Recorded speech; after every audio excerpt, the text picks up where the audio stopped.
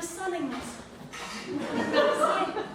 The summers they give are absolutely divine. Everyone walks around in swimming trunks and their skin is crispy with sunning and they drink muscadet with the oysters and it's all very civilized and there are fine things that people wear and celebrate. It's different than here.